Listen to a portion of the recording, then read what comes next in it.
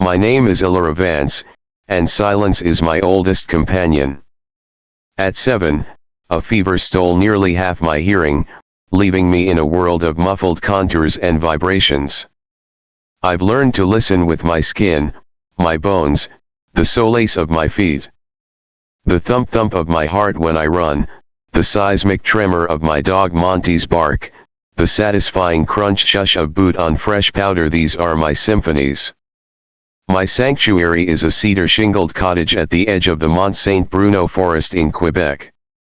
It's a quiet life of remote work, neighborly nods, and profound solitude that others might find haunting but which I've carved into peace. Monty, a 90-pound Rottweiler husky with eyes like storm clouds, is my bridge to the world, my early warning system. That February afternoon was brutally crisp, the air sharp enough to slice lungs. The holiday chaos had ebbed, leaving a crystalline stillness. Monty danced by the door, knowing the signs, the heavy sorrel boots, the thick parka, the new binoculars around my neck.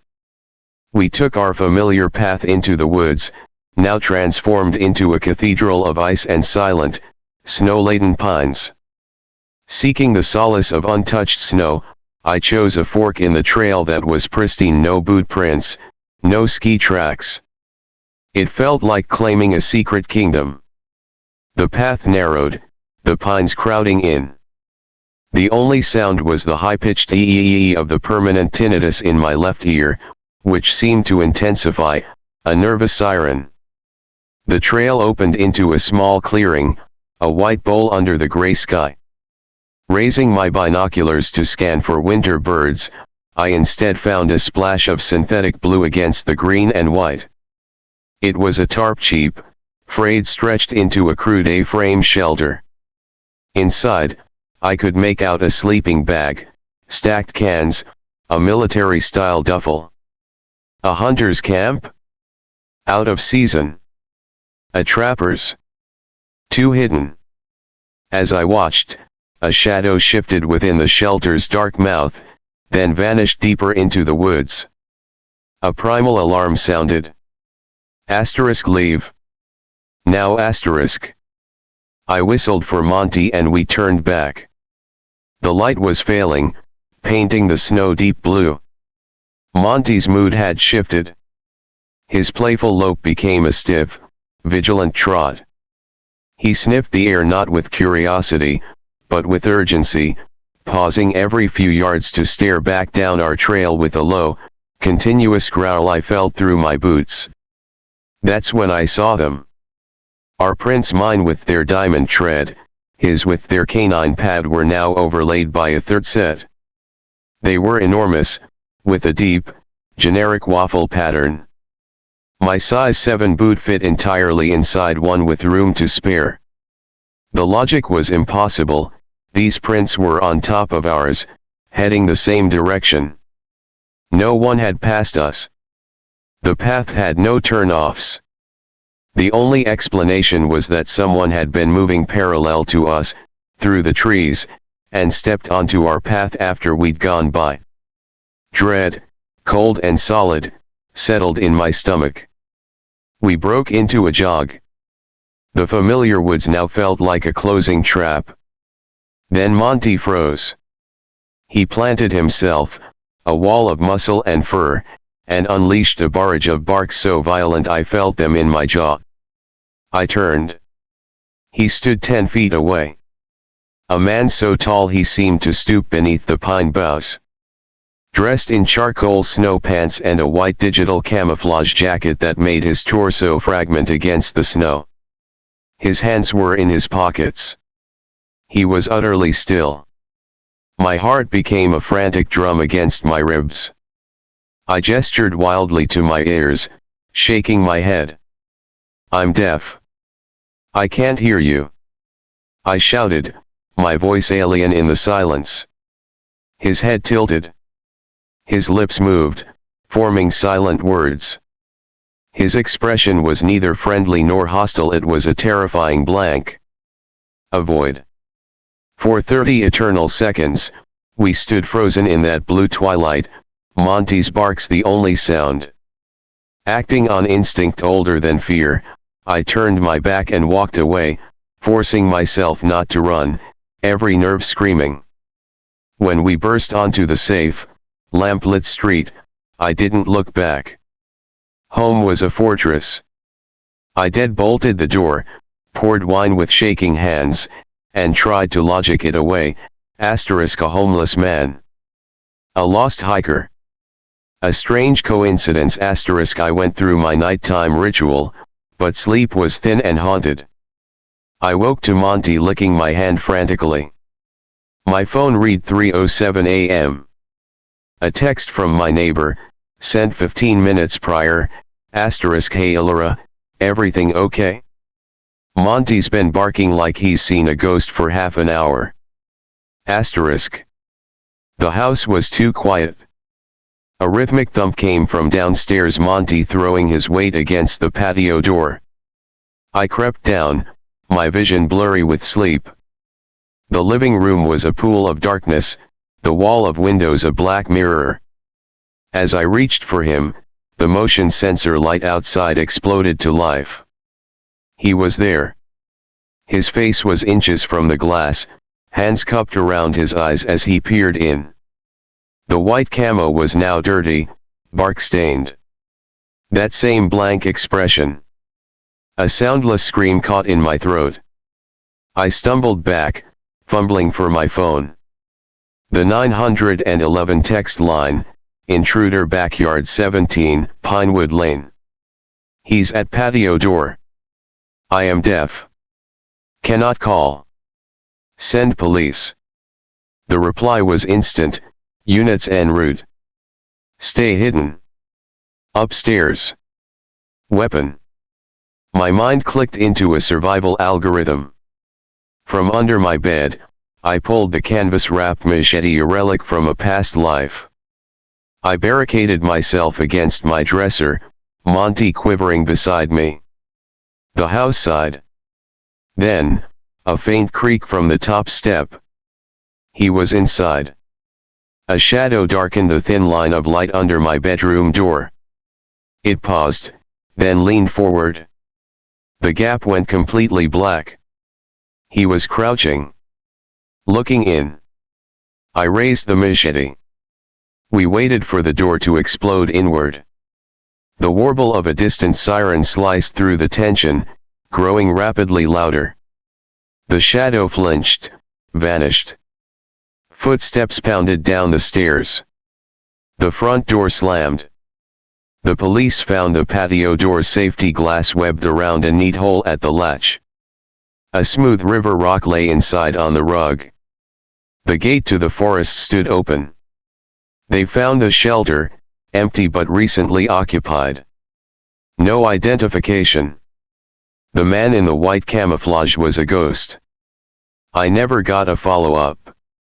I installed steel-reinforced doors, security cameras with strobe alerts, and an alarm that shakes my bed. Monty sleeps closer now. I still walk him, but only on salt-streaked roads, never touching the forest's edge. My hearing loss, my lifelong vulnerability, may have been my salvation that day. He couldn't stalk me silently because in my world, everything is already silent. But sometimes, on the deepest winter nights, Monty will stare at the back door and rumble low in his chest. And I'll wonder if the ghost in the white is still out there, perfect and patient in his frozen camouflage, waiting for the next snowfall to cover all his tracks.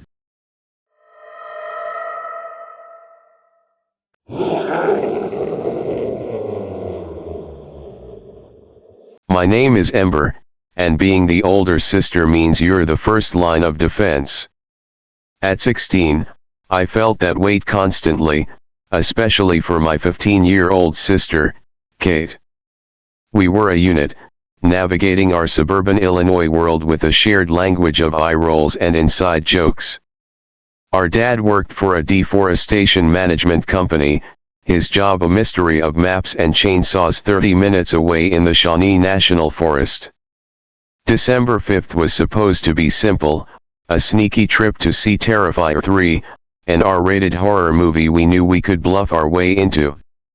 The theater was dark, the screen flooded with grotesque Christmas imagery. Just as the killer raised his weapon, my phone buzzed, a violent brrrrt that echoed in the silent theater. 100 annoyed faces turned toward me. Heat flooded my cheeks.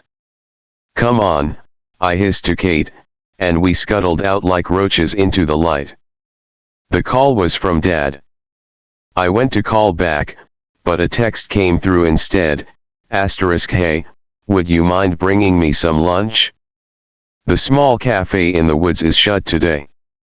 Down by the usual lake works." I showed Kate. She shrugged. "He's probably buried in work and lost track of time." It seemed normal, Dad-ish. We drove home, packed 2 turkey sandwiches and a thermos of coffee, and headed toward the forest in my beat-up Civic. The usual lake was part of Dad's worksite, a stunning, secluded spot at the end of a gravel service road. A hill covered in naked winter oaks rolled down to a frozen pane of water, perfect for photos. In summer, it was idyllic. In the late afternoon winter light, it felt profoundly isolated. We parked and walked down the path, the only sound our footsteps on the frozen gravel. I called Dad. It went straight to voicemail. "Weird," I muttered. I texted, "We're here at the lake. Where are you?" The 3 dots appeared immediately. Walk down to the dock. Wait for me there. The sun was a dying ember, staining the sky a magnificent, radiant orange that did nothing to warm the deepening chill. As we descended the hill, Kate pointed.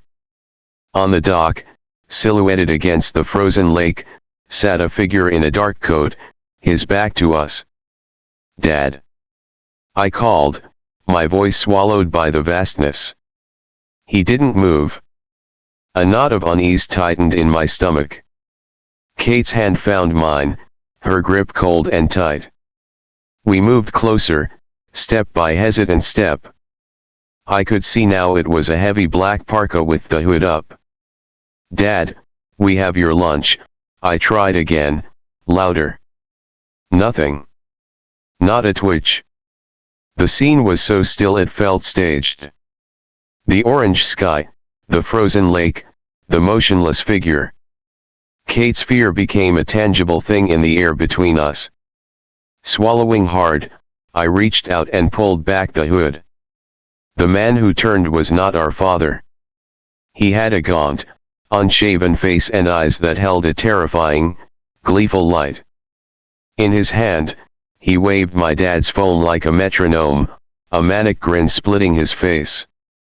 He was enjoying our frozen shock. "Why do you have my dad's phone?" My voice was a squeak. His grin widened. He lunged, not for me, but for Kate, his fingers closing like a vice around her forearm. Her scream shattered the silent tableau. Adrenaline, hot and electric, fired through me. I grabbed Kate's other arm and pulled with all my strength, breaking his grip. Then we ran. Our boots slipped on the gravel, but terror lent us wings. Behind us, I heard the thunder of his footsteps closing. I didn't dare look back. The climb up the hill was a lung-burning agony. We reached the car, fumbled with the locks, and fell inside. As I reversed, the man emerged from the path. He ran to my window, his palm slapping the glass, his distorted face pressing close. Then, bizarrely, he crouched down, disappearing from view for a second before I slammed the gas and sprayed gravel. At home, our parents were frantic. Dad's face was ashen. My truck was broken into at the site. They took my phone and wallet. The police were called. They used the IMEI to ping the phone. It was still on the dock. They retrieved it, but the man was gone. Not much else we can do, the officer said with an apologetic shrug. Case closed. We tried to believe it was over. We ordered pizza, huddled on the couch, jumping at every car headlight that passed. At 1 a.m., my phone buzzed with an unknown number. I like that your house is lit only by your bedroom TV. The message was a physical blow. I went cold. My bedroom TV was indeed the only light on downstairs. I paused the show. In the sudden silence, I heard it, a soft scritch outside my second-story window. Slowly, painfully slowly, I peered through the blinds. He was there in the yard, looking right up at me, his face illuminated by the TV's glow. And he was smiling. And he was raising a gun. I screamed and threw myself backward as the window exploded inward, showering my room with diamond-like shards of glass. My family came running. He's outside. He has a gun. I screamed. Another gunshot echoed, followed by the crash of breaking glass downstairs the kitchen window. We barricaded ourselves in my parents' room, Kate sobbing as she called 911. Throughout the chaos, one thought screamed in my head: how did he find us? The police found the answer. While searching my car, an officer discovered a small, magnetic Apple AirTag stuck deep inside the rear wheel well. The man had crouched by my tire not to hide, but to plant a tracker. They never caught him. No similar attacks were reported. The terror was uniquely, personally ours. The trauma calcified into new rules, no secluded places, constant location sharing, a security system with panic buttons. But the deepest wound was my own guilt. As the older sister, I was the lookout, the protector. I missed every sign, the unanswered call, the text-only replies, the eerie stillness of the figure on the dock. My job was to sense the wolf, and I had led us right to it. The cold of that Illinois winter seeped into my bones and never left, a permanent season of vigilance.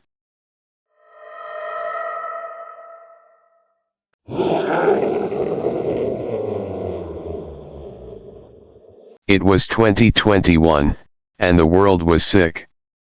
COVID had turned life into a series of small, anxious boxes on a screen. My extended family's Christmas gathering upstate was a rare, desperate bid for normalcy, and I was missing it, trapped in a 3-hour Zoom meeting about Q4 deliverables that felt like a dystopian parody. By the time I finally logged off, a full 90 minutes behind schedule, a blizzard warning was solidifying on my weather app.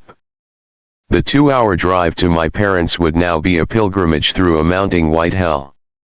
I filled 2 travel mugs with coffee black, no sugar, liquid courage and faced the storm. My car, a geriatric Hyundai with balding tires and no anti-lock brakes, was a death trap on wheels. The roads were barely plowed, with 2 feet of fresh powder and more falling in relentless, sideways sheets. I inched through residential streets at 25 miles per hour, the car shuddering. Once on the highway, foolish bravado took over. I pushed to 70, the wipers struggling, the world reduced to a white tunnel in my headlights. I arrived at 9 p.m. to a house full of warmth, laughter, and the guilty relief of family who started dinner without you. Wine flowed. Stories were told. For a few hours, the claustrophobia of the pandemic and the exhausting drive melted away. I lost track of time.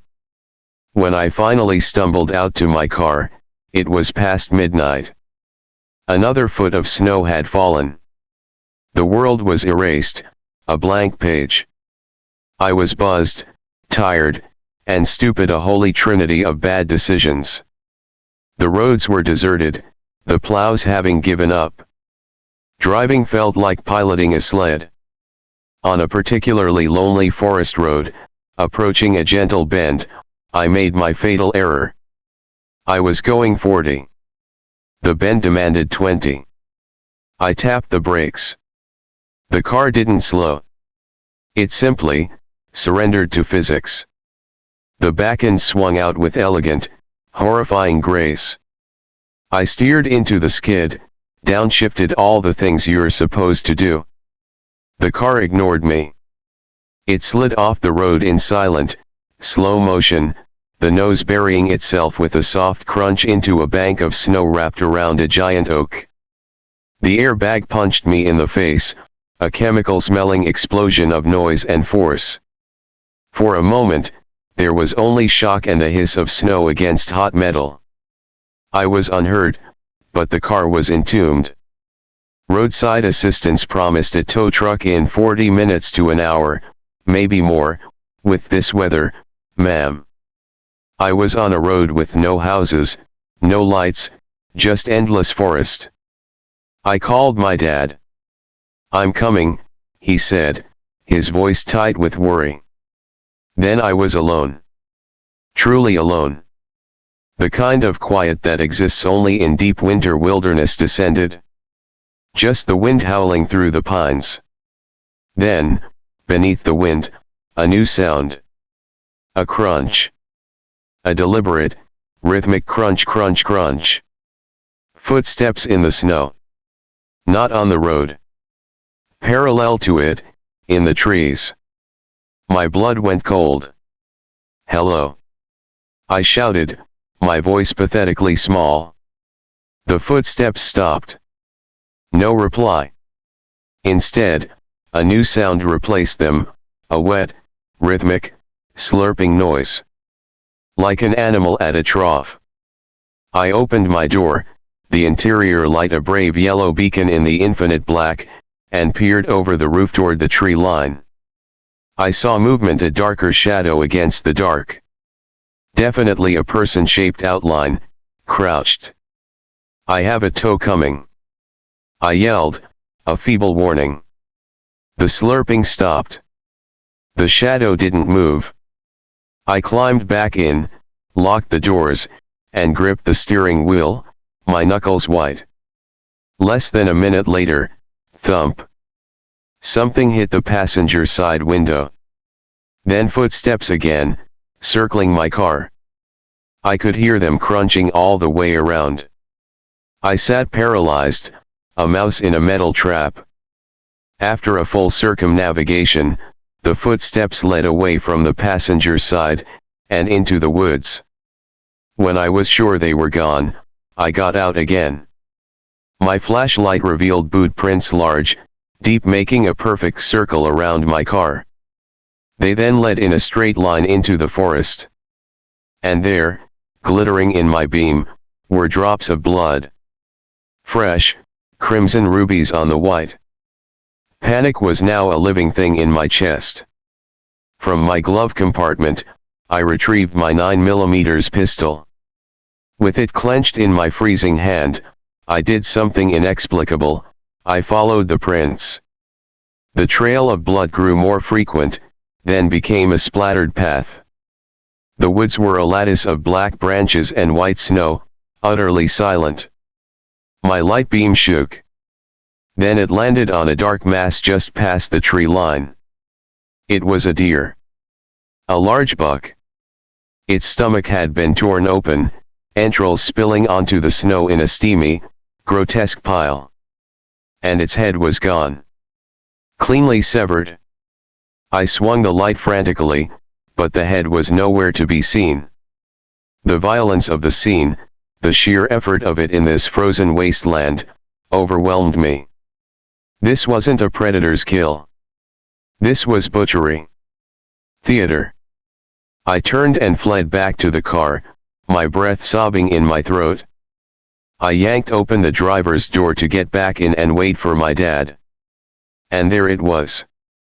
Placed neatly in the center of my seat, staring up at me with glassy, black eyes, was the severed head of the deer. Its antlers were tangled in the headrest. It looked almost comfortable, as if it had been waiting for me. I didn't scream. I made a sound I'd never made before, a guttural, choked gasp of pure, undiluted horror. Then I ran. I left the car, the gun, everything, and ran down the middle of the deserted road, the snow sucking at my boots. Headlights appeared. I waved my arms, the gun still stupidly in my hand. It was my dad. He rolled down the window, his face a mask of confusion and anger. "What in God's name are you doing?" Babbling, I told him everything: the footsteps, the blood, the decapitated deer, the head on the seat. His face cycled from concern to disbelief. "Emmy, you're in shock. It was probably a coyote, and the light played tricks. Just come see," I screamed. We drove back to my car. The boot prints were still there, the perfect, sinister circle. The driver's door was still open. The head was gone. Only a large, frozen stain of blood soaked into the fabric of the seat. The deer carcass in the woods was also gone, replaced by deep, wide drag marks leading off into the impenetrable darkness. My dad said nothing. He just stared at the blood stain, the drag marks, the perfect circle of footprints. The tow truck arrived then, its yellow lights spinning. The driver took in the scene, the blood, our faces. "Hit a deer?" he asked casually. "Something like that," my dad said quietly. "We never called the police. What would we say?" I was exhausted, hollowed out. The official report would be a single car accident due to weather. The rest was a secret between the forest, the snow, and me. I have no idea who or what was in the woods that night. A psychopath living off the land? Something less human, drawn by the violence of my crash? Were the footsteps meant to scare me away, or lure me deeper in? Was the head a warning, a gift, or a simple statement: "I am here, and I am stronger than you"? All I know is that I sold the Hyundai for scrap. I don't drive in blizzards anymore. And sometimes, when the winter wind howls just right, I can still hear that wet, slurping sound, and I wonder what was really out there in the white, hungering in the dark.